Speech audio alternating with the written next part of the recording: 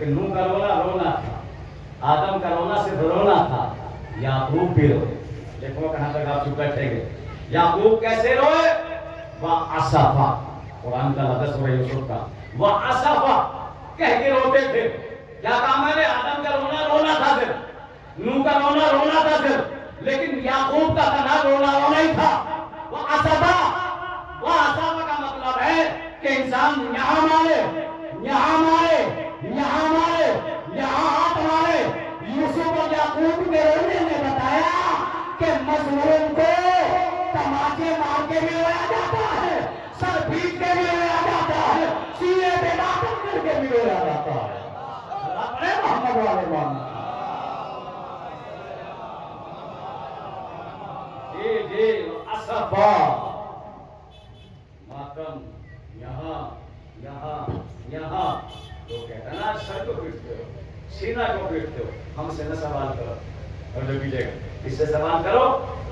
جناب یعقوب سے سوال کرو. جلد جلدی لے رہا ہوں آپ کے منزل. جناب یوسف کو کنویں میں ڈالا، ڈال کے چلے گئے. ادھر سے قافلہ آیا، قافلے والوں میں بوڑھا کیسا تھا؟ مریض تھا. بوڑھے نے کہا جاؤ اس کنویں سے پانی لے کے آؤ. لوگوں نے بتایا کہ اس کنویں کا پانی تو کھارا ہے. بوڑھے نے کہا کھارا ہی پلا دو، جان تو بچ جائے گی. غلام پانی لینے کے لیے گیا. اب جو غلام نے کنویں میں ڈول ڈالا تو ڈول میں پانی بھی آیا، خوبصورت بچہ بھی آیا، خوبصورت بچہ بھی آیا. غلام خوش ہو کے لے پہنچا قافلے میں، لو پانی پی لو. اب جو بوڑھے نے پانی پیا تو بوڑھا پانی پی کے کہتا ہے قافلے والوں سے تم تو کہتے تھے اس کنویں کا پانی کھارا ہے، اس کنویں کا پانی تو میٹھا ہے. میں کہوں گا نہیں، اس کنویں کا پانی کھارا تھا، لیکن جب سے معصوم کے قدم پڑے کھارا پانی میٹھا ہو گیا.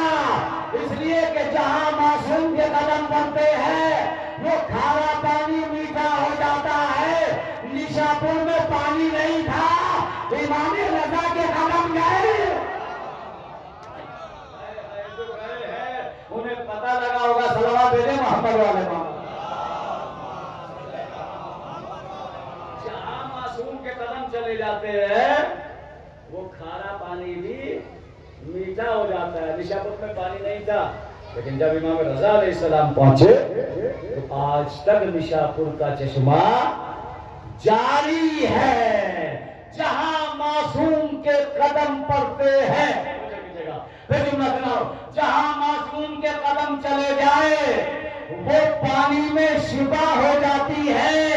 ارے یقین نہ آئے تو نہر فرات چلے جانا اور پاس میں ایک بار ہاتھ ڈالے، شفا بھی دی. پانی عباس کے قدموں کا طواف بھی کرتا ہے. آج تک قبر عباس کا طواف کر رہا ہے دریائے فرات. ایک بار ہاتھ ڈالے غازی عباس علیہ السلام نے. تو ایسا نہیں ہے، آپ ایسا سے بندگی میں کبھی شکایت مت رہا کریں. جتنے عزاداری کے فعل ہیں یہ سب قرآن سے ثابت ہے. امام حسین علیہ السلام کی شان میں فقط 4 سورے ہیں. 4 سورے مولا حسین کی شان میں قرآن میں. قرآن میں کتنے سورے ہیں؟ کتنے سورے ہیں؟ 114. لوگ کہتے ہیں قرآن میں علی کا نام دکھاؤ، قرآن میں حسین کا نام دکھاؤ، قرآن میں حسن کا نام دکھاؤ، قرآن میں فاطمہ کا نام دکھاؤ. 114 سوروں میں سے 112 سوروں میں جناب ابو طالب کا بھی نام ہے، مولا علی کا بھی نام ہے، امام حسن امام حسین کا بھی نام ہے، اور پورا اولاد علی کا نام ہے قبلہ. بس 2 سورے ایسے ہیں، یاد رکھے گا جملہ، 2 سورے قرآن کے ایسے ہیں جن سے نہ علی کا تعلق ہے نہ اولاد علی کا تعلق ہے. وہ کون سے سورے ہیں؟ ایک سورہ منافقون اور ایک سورہ کافرون. آگے کا جملہ سنیے. ان سوروں سے تعلق نہ ہونا بتا رہا ہے علی کا رشتہ نہ کبھی کافر سے رہا نہ کبھی منافق سے رہا.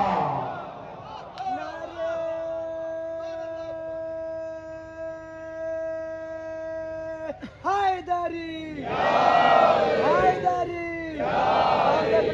पंजतनी सलवार।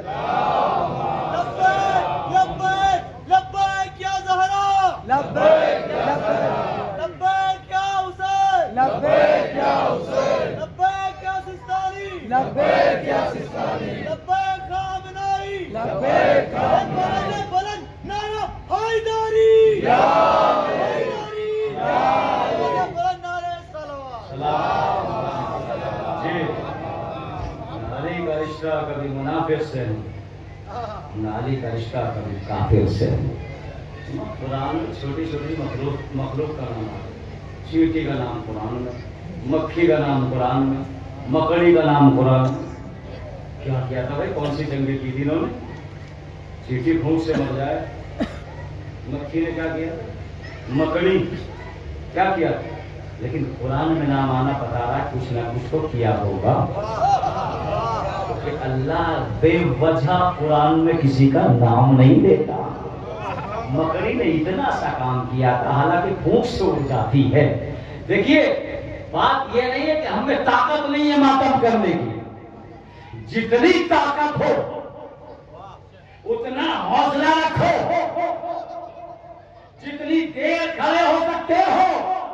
हुसैन तुम्हारी ताकत नहीं देखेंगे, तुम्हारा हौसला देखेंगे। आगे का जुमला सुनिए, क्या किया था मकड़ी ने भाई? कौन सी जंग की थी? किया कुछ नहीं था, जब अल्लाह के नबी ने गार में बना ली तो मकड़ी ने जाला बना दिया। अल्लाह को इतनी पसंद आई ये मकड़ी की अदा कि कम से कम मेरे नबी की मदद करने का हौसला तो है। अमा तो इतनी सी मदद करे, अल्लाह कयामत तक कुरान में उसका नाम रख देता है। जो अबू तालिब 55 बरस अल्लाह के नबी को पालता रहा।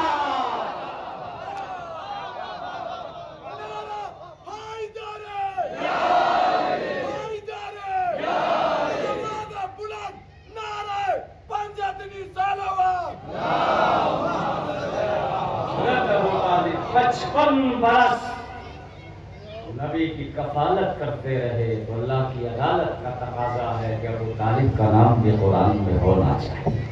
है बस पढ़ लो। अहले बैत को कुरान से समझो और कुरान को अहले बैत से समझो। वल फज्र वलयालिन अशर वश्शफ़ वल वत्र, सुबह की कसम, 10 रातों की कसम, वल्लैल इज़ा यसर, इस पर मेरा पूरा शरा चल रहा। ढलती हुई रात की कसम। तारीख तलाश करो, ढलती हुई कौन सी रात है।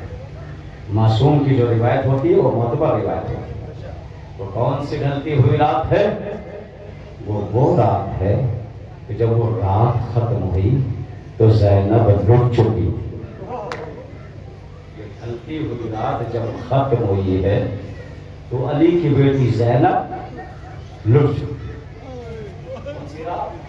शब-ए गरीबा की रात। वल्लैल इज़ा यसर, ढलती हुई रात की कसम। अज़ादारो, शाम-ए गरीबा में ज़ैनब ऐसी लुटी कि ज़ैनब को खुद पास बन के बहना देना।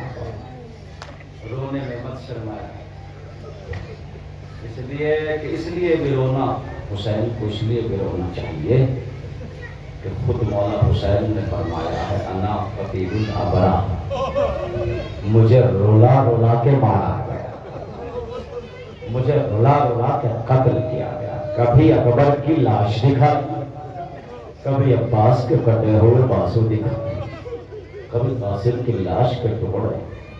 हज़रातो, 8वें इमाम फरमाते हैं, चाहने वाला है इब्न शबीब, अगर 18 बनी हाशिम के ताबूत निकलेंगे ना आपके सामने तो रोने का मुकदमा बना लीजिए, तैयार हो जाए। जहां मैयतें पे निकलती है वहां खामोश नहीं रहा जाता, वहां सरों को पीटा जाता है। अज़ादारों, उनकी शबी आपके सामने आएगी जिनके लाशें करबला में ना उठ सके। 18 भाइयों की बहन ज़ैनब शाम-ए गरीबा में जले हुए खेमों की रात पर बैठी हुई। फरमाते इब्न शबीब, मेरे जद हुसैन को जानवर की तरह ज़बह किया गया। इब्न شبیب نے ہاتھوں کو جوڑ لیا، مولا میری سمجھ میں نہیں آیا آپ کا جملہ، آپ فرما رہے میرے جد حسین کو جانور کی طرح ذبح کیا، کہا ہاں ابن شبیب میرے جد حسین کو جانور کی طرح ذبح کیا، مولا نہیں سمجھا، نہیں سمجھے، سنو عرب لوگوں کا دستور یہ ہوتا تھا، جب کسی جانور کو ذبح کرتے تھے تو اس کو میدان میں لا کے پہلے دوڑاتے تھے، جب وہ تھک جاتا تھا پھر اس کا گلا اور ذبح کرتے تھے۔ نہیں روئے بھی رلاتا ہوں، امام رضا فرماتے شبیب پہلے میرے جد حسین کو دوڑایا گیا کربلا میں، کسی نے خنجر مارا، کسی نے تیر مارا، کسی نے بھالا مارا، جب میرا حسین تھک کے زمین کربلا پہ گر گیا تو 12 ضربتیں، آوازوں کو بلند کرو، آوازوں کو بلند کرو، رونے میں شرم آیا ہوتا ہے، ایسے رویا کرو، اس لیے کہ آپ یہاں جب آئے، جب مجلس شروع ہو گئی، حسین کی ماں فاطمہ گھنٹوں پہلے آ کے فرش ادا پہ روتی رہتی ہے، آپ چلے جائیں گے جلوس ختم کر کے، لیکن مادر حسین یہیں بیٹھے ہوئے، ولدی حسین، ولدی حسین، میرے پیاسے حسین، جزاکم اللہ جزاکم اللہ، ابن شبیب میرے جد کو ایسے ذبح کیا گیا جیسے جانور کو ذبح کیا۔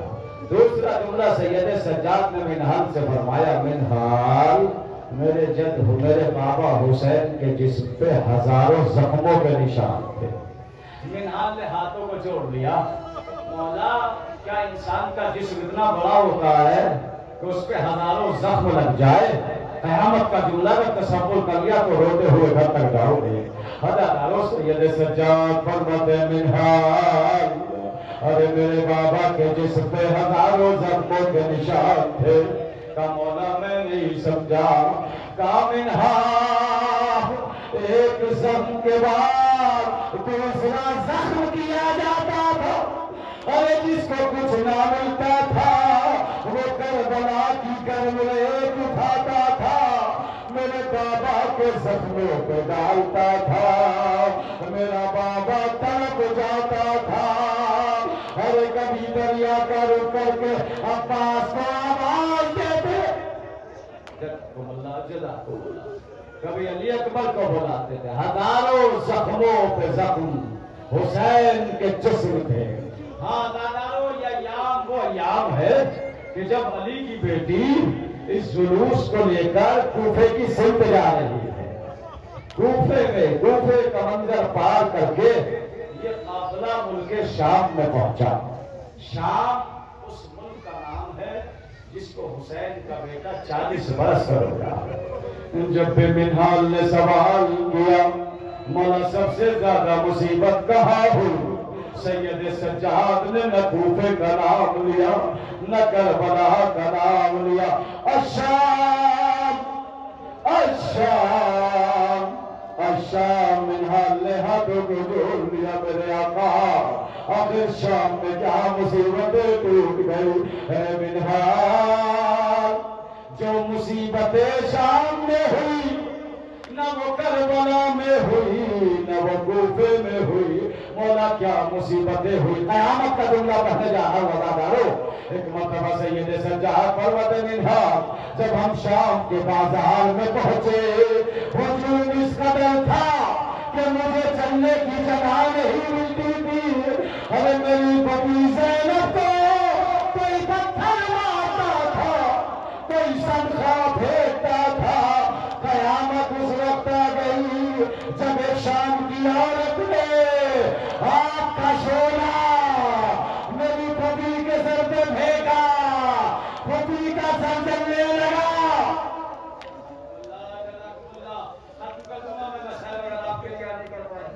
ہزاروں سید سجاد فرماتے منہال ہجوم اس قدر تھا ہمیں چلا نہیں جاتا تھا، کبھی کوئی قافلہ آتا تھا پتھر مارتا تھا، کبھی کوئی قافلہ آتا تھا پتھر مارتا تھا، اے منہال میرا خون کٹ کٹ کے لوہے کی ہتکڑیوں سے شام کے بازار میں بہتا تھا، اے منہال قیامت ہو گئی.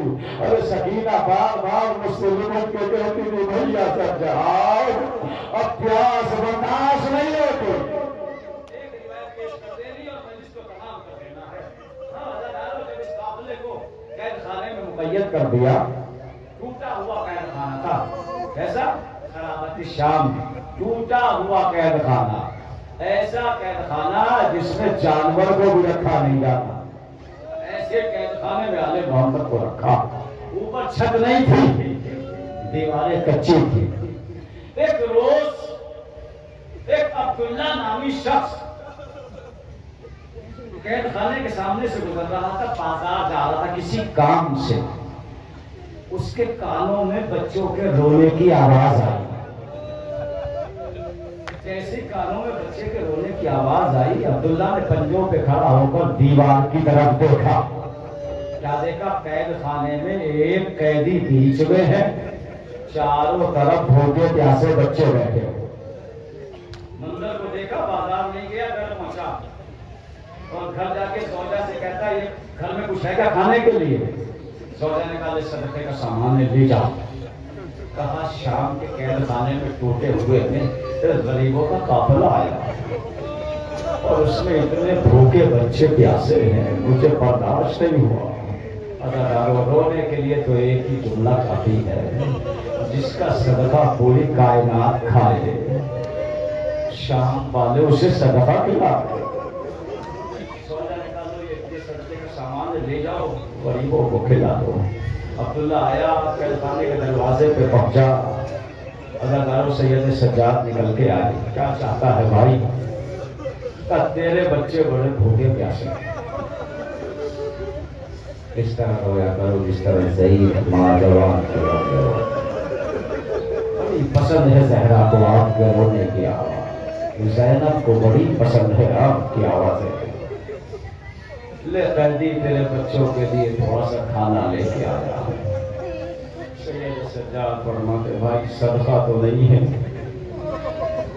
کہتے کیا مطلب؟ کا صدقہ ہمارے اوپر حرام ہے.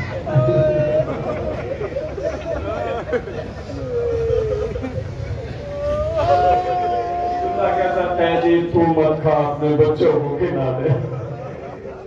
سید سجاد کہتے نہیں بھائی صدقہ ہمارے بچے بھی نہیں کھاتے.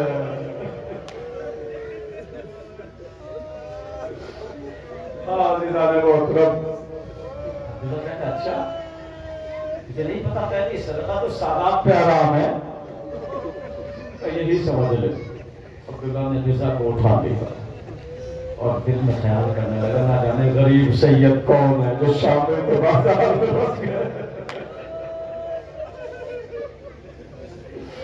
آیا گھر واپس، زوجہ نے پوچھا کھلا کے آ گیا؟ کل ہی کھایا نہیں. کیوں؟ کہتے ہیں صدقہ حرام ہے. سوچنے لگے مجھے تو پتا ہے نا صدقہ تو پوری دنیا میں کائنات میں آل محمد پہ حرام ہے. کہتے میں نے بڑی کوشش کی لیکن کھانے سے منع کر دیا، صدقہ نہیں کھائیں گے. عبداللہ کی زوجہ کہتے ہیں کل اجازت دے تو میں چلوں تیرے ساتھ، دوسرے جدا لے کے چلتی. عبداللہ کہتے ہیں چل. ہندوستان کے دروازے پہ آئے. ایک مرتبہ سید سجاد دروازے پہ بیٹھے ہوئے. عبداللہ کی زوجہ کہتی ہے قیدی تو میرے لیے نامحرم ہے، اگر تیرے قافلے میں کوئی عورت ہو تو اسے دروازے پہ بھیج. میں نے تیرے بچوں کے لیے کھانا بھیجا تھا، تو نے کھانے سے انکار کر دیا اور یہ کہا ہے کہ صدقہ ہمارے اوپر حرام ہے. اللہ قیامت آ گئی. سید سجاد ہتھکڑیوں کو ہلاتے ہوئے پھوپھی کے پاس گئے. پھوپھی اماں شام کی کوئی عورت مل لے آئی ہے.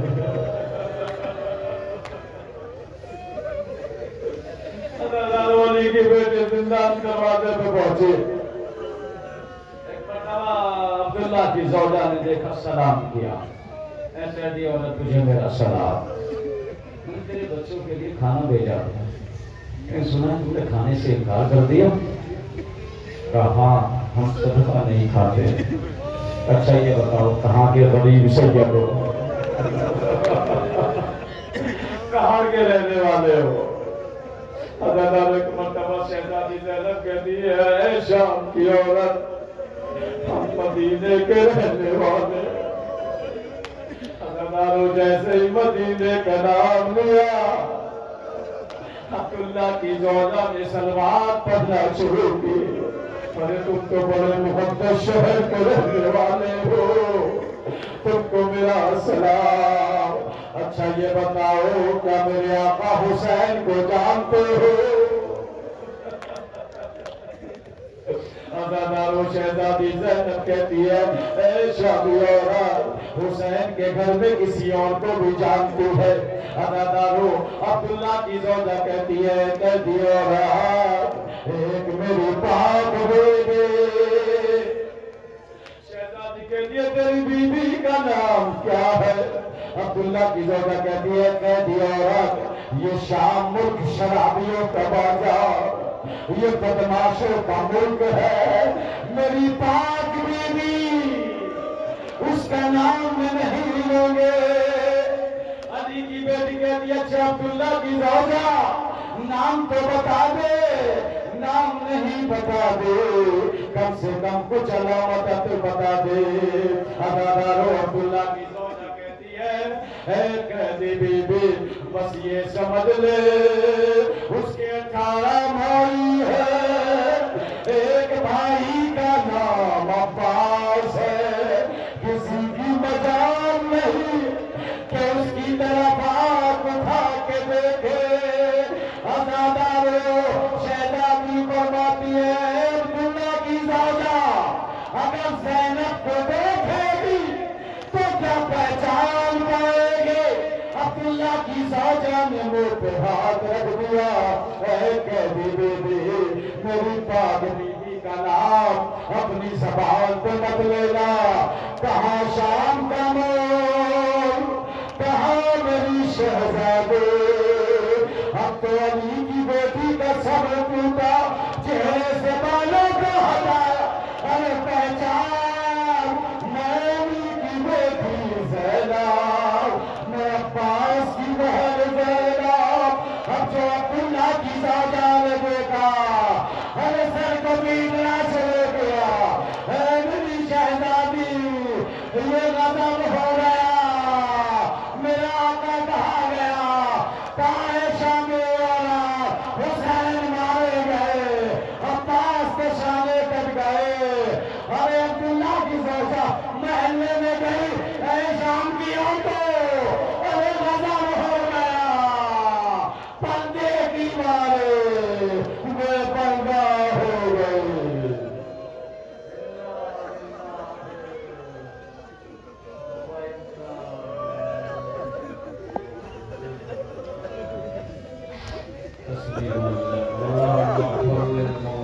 والمؤمنات والمسلمين والمسلمات الأحياء والأموات تابعنا بينهم بالخيرات إنك موجب الدعوات